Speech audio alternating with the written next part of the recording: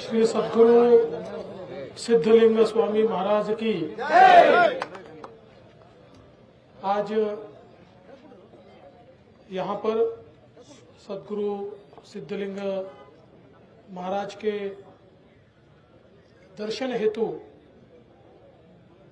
हमारे साथ पधारे। हमारे इस इंडी विधानसभा क्षेत्र के बीजेपी के कैंडिडेट श्री सिद्धू गौड़ा कासू गौड़ा बिराजदार जी और यहाँ पर आए हुए विशेष रूप से सोलापुर से पधारे हुए सोलापुर के हमारे एमपी मेंबर ऑफ पार्लियामेंट आदरणीय जय सिद्धेश्वर महास्वामी जी, हमारे श्री निराणी जी, श्री दयासागर जी, यहाँ पर उपस्थित हमारे सभी पदाधिकारी, इस मंदिर ट्रस्ट के सम्मानीय अध्यक्ष और उपस्थित सभी भाइयों, आज कासू गौड़ा जी के साथ इस अत्यंत पवित्र पावन ऐसी जगह पर श्री सिद्धलिंग महाराज जी का दर्शन लेने का मुझे अवसर मिला। मैं सबसे पहले उनके चरणों में साष्टांग प्रणाम करता हूं, साष्टांग दंडवत करता हूं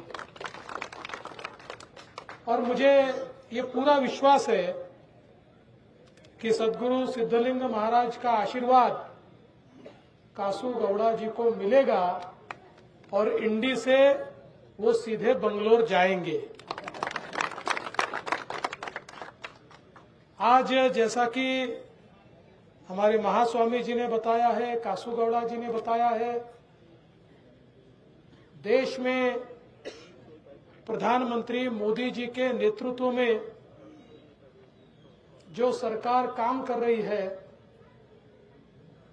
सामान्य लोगों के लिए, गरीबों के लिए काम कर रही है। आज देश में मोदी जी को गरीबों का मसीहा कहा जाता है, क्योंकि मोदी जी ने न केवल भारत को समृद्ध किया, भारत का बजट बड़ा किया, करोड़ों रुपए बजट में उन्होंने जमा किए, बल्कि ये सारा पैसा गरीबों के लिए खर्चा करने का काम आज मोदी जी ने किया है। गरीबों को घर मिले, प्रधानमंत्री आवास योजना, गरीबों को शौचालय मिले, गरीबों को गैस सिलेंडर मिले, गरीबों को बिजली मिले, गरीबों को पानी मिले, गरीबों के जो अगर बीमार पड़ते हैं तो उनको इलाज मिले, 5 लाख तक का इलाज मुफ्त में मिले। ऐसे कई कार्यक्रम आदरणीय मोदी जी ने इस देश में शुरू किए। वैसे तो कांग्रेस पार्टी सालों तक नारा लगाती रही गरीबी हटाओ, लेकिन कांग्रेस ने सिर्फ खुद की गरीबी हटाई, गरीबों की गरीबी कभी नहीं हटाई। गरीबों के लिए काम करने वाला प्रधानमंत्री अगर कोई होगा तो नरेंद्र मोदी है और मोदी जी ने एक एक पैसा जो आपके हिस्से का है आप तक पहुंचाने का प्रयास किया। 9 साल में एक भी आरोप भ्रष्टाचार का मोदी जी पर कोई लगा नहीं पाया, एक पैसा कोई उनका इधर से उधर कर नहीं पाया और पहली बार देश की तिजोरी गरीबों के लिए, किसानों के लिए, मजदूरों के लिए, महिलाओं के लिए, पिछड़ों के लिए, ओबीसी के लिए, सभी के लिए खुली और सबके लिए योजनाएं तैयार हुई। और हम देख सकते हैं कि हमारे यहाँ कर्नाटक में भी पहले येदियुरप्पा जी के नेतृत्व में और बाद में बसवराज बोम्मई जी के नेतृत्व में डबल इंजन की सरकार ने सारी योजनाओं को तेजी के साथ आप तक पहुंचाया और जिस प्रकार से ये डबल इंजन की सरकार आज काम कर रही है, इन 2 इंजन के कारण विकास को गति मिली है। अब इन 2 इंजन के साथ एक हमारे कासूगौड़ा जी का डब्बा भी लगा देना है, ताकि तेजी से वो जो डब्बा है वो विकास की ओर जाए।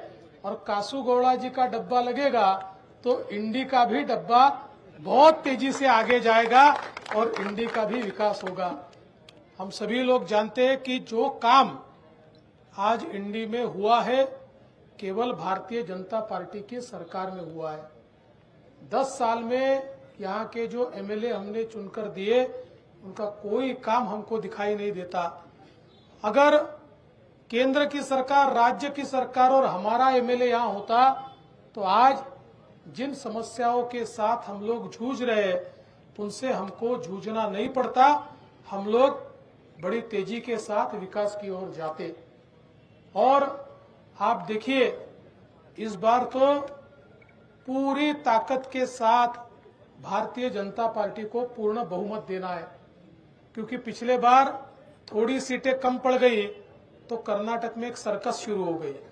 आपको पता है, कांग्रेस और जेडीएस ने मिलकर कुछ दिनों तक एक सर्कस चलाई, कभी तू कभी मैं, लेकिन वो सर्कस चल नहीं पाई।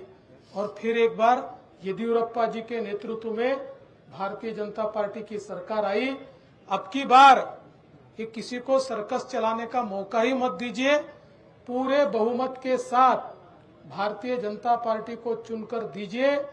मोदी जी के साथ चलने वाली सरकार, मोदी जी के हाथ में हाथ मिलाकर चलने वाली सरकार, मोदी जी के सारे कार्यक्रमों को यहाँ पर लाने वाली सरकार, मोदी जी का पैसा अंतिम व्यक्ति तक पहुंचाने वाली सरकार, इस प्रकार की सरकार हमको फिर से चुनकर देना है।